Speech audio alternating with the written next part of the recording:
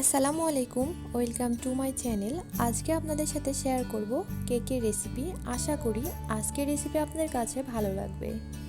রেসিপিটি ভালো লাগলে লাইক, কমেন্ট, শেয়ার করবেন আর চ্যানেলটি সাবস্ক্রাইব করবেন। তো চলুন ফুল রেসিপি দেখে নেওয়া যাক।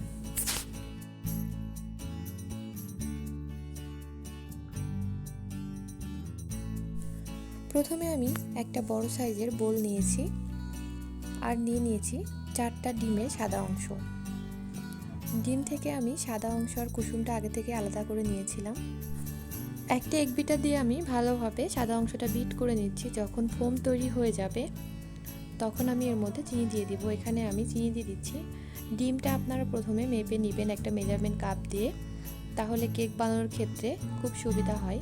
এখানে যতটুকু ডিম হয়েছে ততটুকু চিনি দিতে হবে, তাহলে একদম পরিমাণটা ঠিক হবে। এখানে আমার মেজারমেন্ট কাপের 1 কাপ পরিমাণ ডিম হয়েছিল আর 1 কাপ পরিমাণই কিন্তু আমি চিনি দিয়ে দিয়েছি। চিনিটা ভালো করে বিট করে নেওয়ার পরে ডিমের কুসুমটাও কিন্তু আমি দিয়ে দিয়েছি। এখন দিয়ে দিচ্ছি ভ্যানিলা এসেন্স। আপনারা যেই ফ্লেভারের কেক খেতে চান সেই ফ্লেভারটা অ্যাড করে নেবেন। আবারও আমি 1-1.5 মিনিট বিট করে নিচ্ছি। অবশ্যই ভালোভাবে ফোম করে নেবেন, তাহলে কেকটা অনেক সফট হবে। আমার এই ফোমটা তৈরি করে নিতে সময় লেগেছে 4 থেকে 5 মিনিটের মতো। এখন আমি দিয়ে দিচ্ছি তেল। এখানে আমি সয়াবিন তেল দিয়েছি, আপনারা চাইলে বাটারও দিতে পারেন। তেল দিয়েছি পরিমাণ মতো। আপনারা যদি চান তেলের পরিমাণটা বেশি দিবেন সেক্ষেত্রে দিতে পারেন, মেজারমেন্ট কাপের 1/2 কাপ পরিমাণ দিতে পারেন।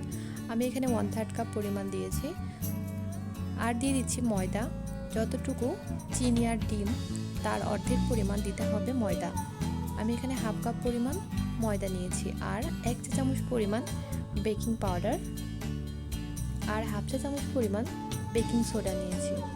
এখন একটা চালনি দিয়ে চেলে নিচ্ছি।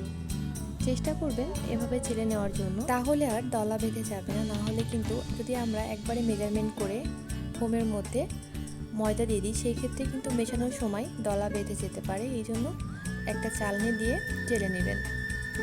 এখন আমি একটা স্প্যাচুলা দিয়ে হালকাভাবে মেখে নিচ্ছি। চেষ্টা করবেন একদম হালকাভাবে মেখে নেওয়ার জন্য, না হলে কিন্তু ফোমটা নষ্ট হয়ে যাবে, কেকটা আর সফট হবে না। দেখতেই পাচ্ছেন আমি একটা পাউন্ড কেকের মোল্ড নিয়ে নিয়েছি। আপনারা আপনাদের পছন্দ মতো মোল্ড নিতে পারেন। মোল্ডের মধ্যে আমি একটা বেকিং পেপার দিয়ে অয়েল লাগিয়ে নিয়েছি। এখন আমি কেকের মিশ্রণ দিয়ে দিচ্ছি। মোল্ডের মধ্যে কিন্তু অর্ধেক পরিমাণ কেকের মিশ্রণ দিতে হবে, তার বেশি দেওয়া যাবে না, কারণ এই কেকটা কিন্তু ফুলে ডাবল হয়ে যাবে। এই জন্য অবশ্যই অর্ধেক পরিমাণ কেকের মিশ্রণ দিবেন। এখন আমি একটু ট্যাপ করে নিচ্ছি যেন ভিতরে কোনো লাম্পস না থাকে।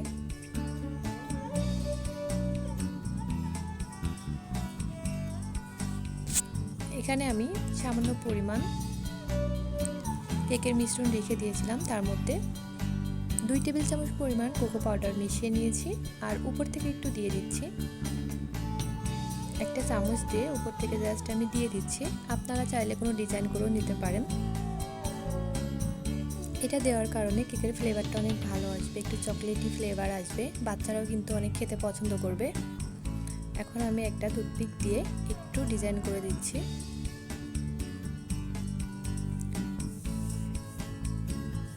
এই চকলেট কেকের মিশ্রণ দিয়ে কিন্তু অনেক ধরনের ডিজাইন করা যায়, আমি ওগুলো করলাম না। আপনাদের যদি ভালো লাগে আপনাদের পছন্দ মতো ডিজাইন করে নিতে পারেন।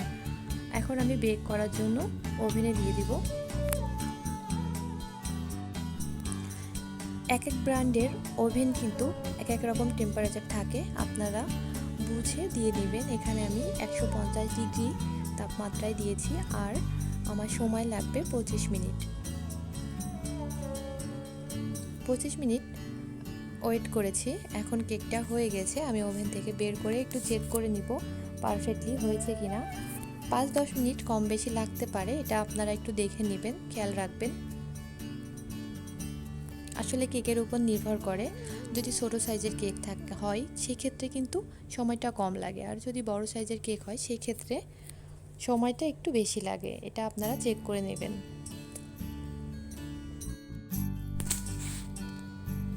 কেকটা কিন্তু দেখতে অনেক সুন্দর হয়েছে আর অনেক সফট হয়েছে। আমি কিন্তু চেক করে নিয়েছি কেকটা পারফেক্টভাবে হয়ে গেছে। তারপর আমি হালকাভাবে একটু ঠান্ডা করে নিয়েছি। এখন কেকটা আমি মোল্ড আউট করে দেখিয়ে দিচ্ছি কেকটা কতটা সফট হয়েছে। এখন আমি উপর থেকে পেপারটা উঠিয়ে নেব। দেখে কিন্তু বোঝা যাচ্ছে কেকটা অনেক বেশি সফট হয়েছে।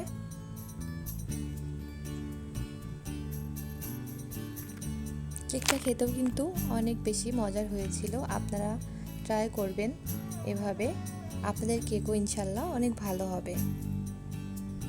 আমি আবারও দেখিয়ে দিচ্ছি কেকটা কতটা সফট হয়েছে। এখন আমি কেটে ভিতরটা দেখিয়ে দিচ্ছি ভিতরটা কতটা ভালো হয়েছে।